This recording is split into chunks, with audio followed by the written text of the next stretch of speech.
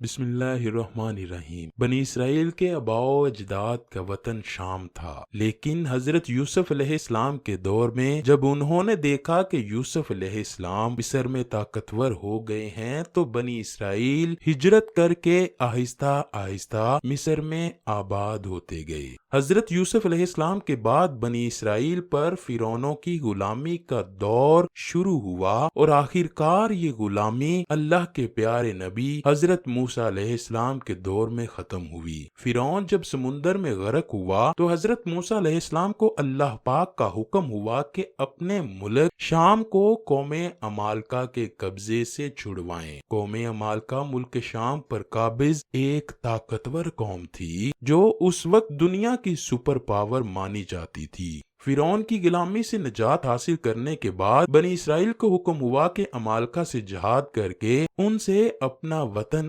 آزاد کروائیں۔ بنی اسرائیل جہاد کے لیے ملک شام کی طرف روانہ ہوئے۔ جب یہ عمالقہ کی حدود کے قریب پہنچے تو ان کی قوت اور طاقت کا حال سن کر ہمت ہار بیٹھے اور جہاد سے منہ موڑ کر واپس لوٹے۔ اللہ پاک نے ان کے اس جرم کی سزا یوں دی کہ وہ اپنے گھروں تک جانے کی فکر میں دن بھر سفر کرتے، رات بسر کرنے کے بعد صبح کو اپنے آپ کو وہیں پاتے جہاں سے گزشتہ صبح انہوں نے سفر کا آغاز کیا تھا۔ اسی پریشانی کے عالم میں 40 سال انہوں نے میدان طے میں گزار دیے۔ اس وادی میں نہ کوئی سایہ دار درخت تھا، نہ ہی کوئی عمارت، نہ پانی پینے کا کوئی انتظام اور نہ ہی کھانے کی کوئی چیز۔ جب بنی اسرائیل اس میدان میں پھنس گئے اور ایک ہفتے میں ان کا سب سامان ختم ہو گیا تو ساری کی ساری قوم حضرت موسیٰ کے قدموں میں آ گری اور معافیاں مانگنے لگے کہ ہم تو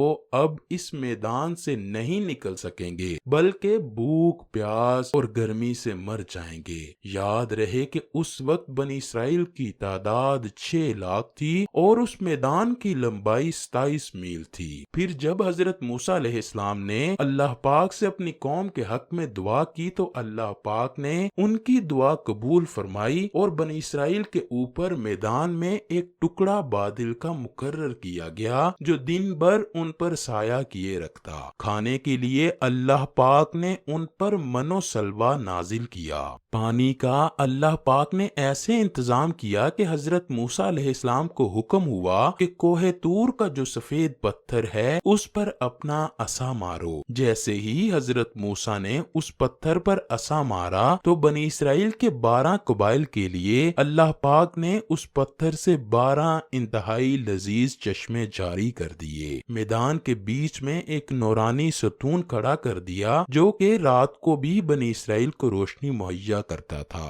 اللہ پاک نے بنی اسرائیل پر وہاں اس قدر عنایات کی کہ ان کو گننا مشکل ہے۔ مزے کی بات تو یہ ہے کہ اس میدان میں 40 سال تک نہ لوگوں کے بال بڑے، نہ ہی ناخن، نہ کپڑے پھٹتے تھے، نہ ہی میلے ہوتے تھے۔ یہاں تک کہ جو بچہ بھی پیدا ہوتا اس کے بدن پر بھی کپڑے موجود ہوتے تھے جو وقت کے ساتھ ساتھ بڑھتے جاتے۔ آئیے اب بات کرتے ہیں من و سلوہ کی۔ سورہ بقرہ کی آیت نمبر 57 میں اللہ پاک ارشاد فرماتا ہے، اور ہم نے تم پر بادل کا سایہ کیا اور تم پر من و سلوہ اتارا اور کہہ دیا کہ ہماری دی ہوئی پاکیزہ چیزیں کھاؤ، اور انہوں نے ہم پر ظلم نہیں کیا، البتہ وہ خود اپنی جانوں پر ظلم کرتے تھے۔ بھوک سے مرتے بنی اسرائیلیوں کے لیے جب حضرت موسیٰ علیہ السلام کی اللہ پاک نے دعا قبول فرمائی تو بطور خوراک ان پر شروع میں من نازل کیا جاتا تھا۔ من شہد کی طرح تھا۔ انجیل کی کتاب خروج میں لکھا ہے کہ جب وہ شبنم خشک ہو گئی تو انہوں نے دیکھا کہ میدان میں بہت سے چھوٹے سائز میں گول گول کوئی چیز پڑی ہے جیسا کہ پالک کے دانے ہوتے ہیں۔ اسرائیلی قوم ان دانوں کو دیکھ کر پکارنے لگی، یہ تو من ہے۔ تو حضرت موسیٰ علیہ السلام نے ان لوگوں سے فرمایا کہ اللہ کی طرف سے یہ آپ کے لیے غذا ہے۔ اللہ پاک نے آپ سب کو پہلے آزمائش میں ڈال کر تم سب کو بھوکا اور پیاسا رکھا، پھر من جس کو تیرے آباؤ اجداد بھی نہ جانتے تھے، تاکہ اللہ تم کو سکھائے کہ انسان صرف روٹی پر زندہ نہیں رہتا۔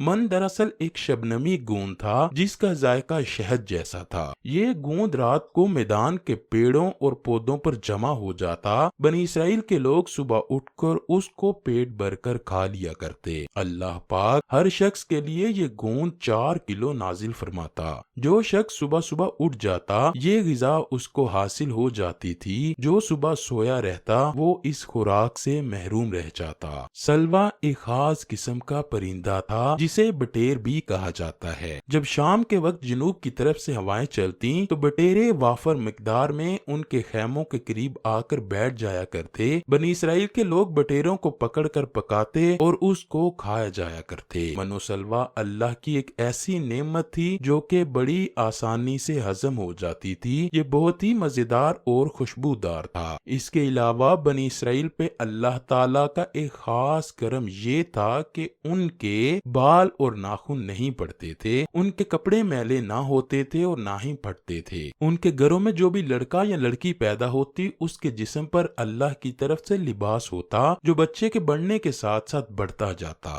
اس طرح اللہ پاک نے بنی اسرائیل کو من و سلوا اور بے شمار نعمتوں سے نوازا۔ اس طرح بنی اسرائیل قوم وادی طے میں خوشحال زندگی بسر کرتی رہی۔ حضرت موسیٰ علیہ السلام کا یہ حکم تھا کہ روزانہ تم لوگ من و سلوا پیٹ بھر کر کھا لیا کرو، اس کو کبھی اگلے دن کے لیے ہرگز جمع نہ کرنا۔ لیکن اس ناشکری قوم کو یہ خطرہ محسوس ہونے لگا کہ اگر کل یہ من و سلوا نہ ملا تو ہم تو بھوکے مر جائیں گے۔ اسی ڈر سے وہ قوم من و سلوا چھپا کر کل کے لیے رکھنے لگی۔ حضرت موسیٰ علیہ السلام نے اس قوم کو ایسے کرنے سے منع کیا، لیکن ان لوگوں نے حضرت موسیٰ کی نافرمانی کی۔ یہ بات اللہ کو ناپسند گزری کہ ان لوگوں نے جو کچھ کھانے پینے کے لیے جمع کیا تھا وہ سب خراب ہو گیا۔ اس دن کے بعد اللہ تعالیٰ نے یہ نعمت اس قوم پر بالکل بند کر دی۔ رسول کریم حضرت محمد صلی اللہ علیہ وآلہ وسلم کا ارشاد گرامی ہے کہ بنی اسرائیل قوم نہ ہوتی تو کبھی بھی کھانا خراب نہ ہوتا۔ کھانے پینے کی چیزوں کا خراب ہونا اسی قوم سے شروع ہوا، ورنہ اس قوم سے پہلے نہ کھانا خراب ہوتا تھا اور نہ ہی گوشت سڑتا تھا۔ دنیا کی بے شمار قوموں کی دینی کتابوں میں ان غذاؤں کا ذکر واضح ہے۔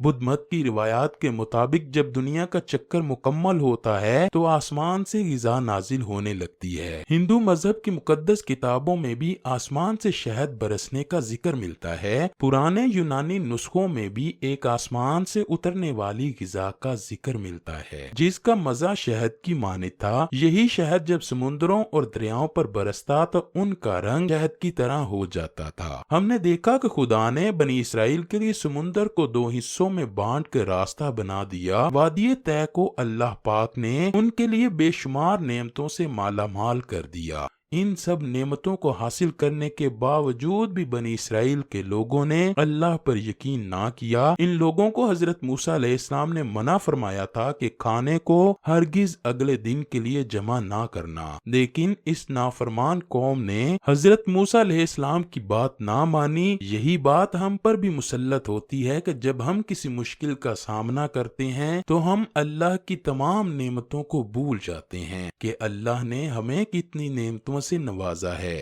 ہم کو صرف اور صرف موجودہ مصیبت نظر آتی ہے۔ ہمیں ہمیشہ اللہ پر بھروسہ کرنا چاہیے۔ اللہ پاک ہر وقت اپنے بندوں کے ساتھ ہوتا ہے۔ اللہ کے لیے کوئی کام بھی کرنا مشکل نہیں۔ بے شک اللہ ہی رحیم و کریم ہے۔ اللہ سے دعا ہے کہ وہ ہمیں نیک کام کرنے، برائیوں سے دور رہنے، رسول کریم صلی اللہ علیہ وآلہ وسلم اور ان کی پاک آل سے بے پناہ محبت عطا فرمائے۔